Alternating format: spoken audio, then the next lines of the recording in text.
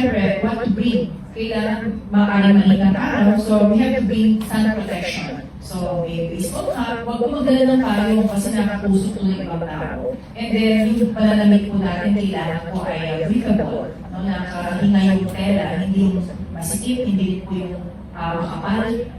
Then, kailangan light clothing lang. Loose cotton shirt. Loose cotton shirt, and then long sleeves sana para kung mainit ang araw, pwede makaprotect sa skin, or kung mainit naman masyado, pwede naman kilala ng packet. And then, pag sunscreen, pag sunblock, very important. Tubig. So, para maiwasan dehydration, dila po ng extra tubig. And then, kung tubig sa mga retro stations, dila po ng mga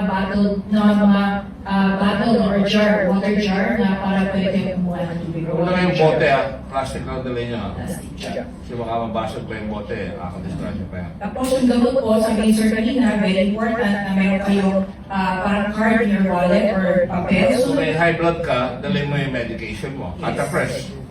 Emergency medication. And then, meron po kami sa sa Facebook page sa website. May link po yun. May kita nyo yung ganito, emergency ID card. Para pwede nyo i-click yun, then fill up the form, then pwede print. Kung wala naman po, any paper naman pwede. Pero lang, para lang nandun na lang ang information na kailangan natin. Pagkaan ng trabaho namin, para papakaligtasan ng tao, alam namin kaagad yung sinasabi ko, mayroong diabetes to, mayroong itong